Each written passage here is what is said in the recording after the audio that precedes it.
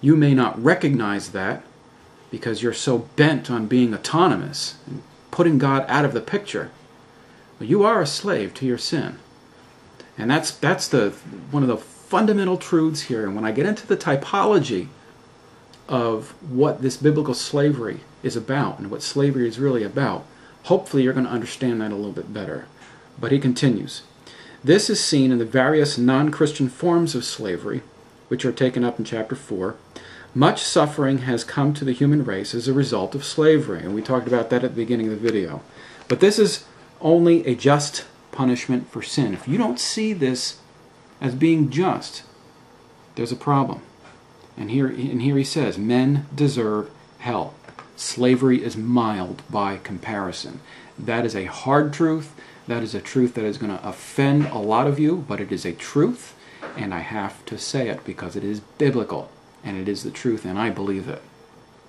It may be asked whether biblical household slavery is a result of sin, or if it might have existed in the sphere of co-equality regardless of man's rebellion. For the following reasons, it is clear that the institution of household slavery is a byproduct of the sin of man. So it is a result of sin. First, it is sanctioned by pain. Second, it is entered only as a result of poverty, kidnapping, punishment, or war. Third, the goal of biblical household slavery is its own self-elimination. Now that's one of those points there. You don't see that in a lot of modern forms of slavery. Its own self-elimination, and it's very similar to that of excommunication.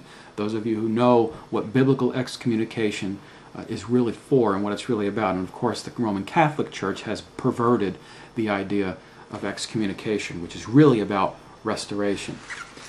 Fourth, the slave does not have his own separate household, and by inference from Genesis 2 verse 24, this was not God's original design. Since God approves of the institution of household slavery for fallen men, it clearly is in some ways a blessing. First of all, it is a blessing in that it restrains the natural laziness and anti-dominical tendencies of sinful men. If you don't admit that you're lazy, at least to some degree, you are a big fat liar. There's just no cutting the mustard on that one. I'm a lazy person by nature, and I know I've known that for a long, long time, especially since I was in high school. Ideally, the wicked are forced by the righteous to work, whether they want to or not. Indeed, this is set forth as an eschatological mention in Isaiah 14 verse 2 and Isaiah chapter 61 verse 5. Second, it is a blessing in that it trains men to work. This is something that is so lost in our culture today. Fathers don't teach their sons how to be good workers, and we've got a lot of lazy teenagers around these days. And that's one of the reasons why. It is a blessing that it trains men to work, and it does so in the best possible environment, that of the family. Remember, the slave was a member of the family in biblical household slavery. In that the slave is attached to the household, he is not paid for his labor, is beaten for disobedience, just like children. The slave is really an adult child and is receiving, in his adult years, the same kind of formative education that children receive.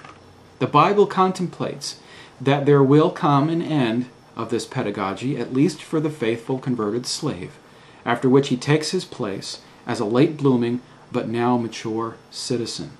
This is maturation motif. Slave to son or citizen is put to redemptive historical use in Galatians 4, verse 1 and following. You can look that up for yourself. Third, it is a blessing in that it places sinners and unbelievers in the best possible environment for evangelization, the Christian home. Thus, household slavery is a healing institution. Chapter 2a showed that man's relationship to God has been distorted by the rebellion of man. Household slavery, biblical household slavery, restores order by forcing the unbeliever under the rule of God in the persons of the godly, and places him in the way of the gospel. Chapter 2b showed that man's relationship to the cosmos has been perverted by sin. Household slavery restores sinners to a right relation to the cosmos by forcing them to work and by directing their labors in a proper Jerusalem direction. chapter 2c, showed that man's relationship to his fellow man has been warped by man's fall. Household slavery restores order by breaking down statism and by placing natural subjects under their proper rulers. Slavery, then, is a byproduct of the rebellion of man, as he said earlier, but in the proper form and administered by regenerate people, it is a means for restraining and even rolling back the effects of the fall and of the curse by common grace, discipline, and by special grace evangelization. Now, that's not to say that all regenerate people and all godly people have done this correctly. There were a lot of Christians in 18th, 19th century America who had slaves that did not treat them properly. And they didn't. In fact, I would say, knowing what I know now, being the person I am in the 21st century, and hindsight being 2020, if I was a Christian living back in those times, I purposely would not have any slaves even if I knew the proper biblical model under which to have a slave, to make a point to other Christians. Don't even look as if you're a part of this world's system of slavery. Leave it alone. Let them answer for it. Leave it alone. Now, slavery has become illegal since then, and rightfully so, because of the historical context of what happened to blacks in that time period. Mr. Jordan goes on, in these respects, it is like the institutions of divorce and disinheritance. Had there been no rebellion of man, there would have been no occasion for divorce or for disinheritance. Because of the hardness of man's heart, however, there come times when a spouse or child is so far gone into sin and rebellion that the only remedy is that they be excised, cut off from the household. Again, a parallelism with excommunication. This is for the good of the Christian, for the health of the home, and for the health of society. Sadly, the institutions of divorce and disinheritance can be evilly used, and the same thing is true of the beneficently designed institution of household slavery. Divorce is used these days very evilly. We see it all the time. Marriage is used that way now. It's disgusting. Two kinds of abuse are possible: institutional and personal. One may pass unbiblical laws regulating divorce, making it too easy or too hard to obtain. Similarly, one may construct unbiblical forms of slavery. On the other hand, one might have the proper form of slavery, but the people involved in these institutions may be corrupt, abusing the slaves. And that's what I was referring to before about being a Christian in the context of 19th century America with slavery of blacks. The same kind of personal abuse is possible when the divorce laws have been properly constructed.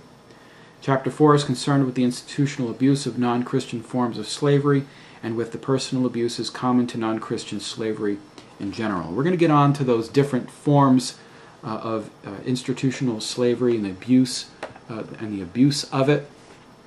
I hope I've started to clear things up a little bit. What I really want you to get is the idea that there is a major distinction between the form of slavery that man has perverted and used in an evil manner and the model that is given to us in Scripture, which is biblical household slavery, where the slave is a member of the household. There is a major difference. So I hope that has been clearing a little bit up for you. Again, I'll answer whatever comments I can answer.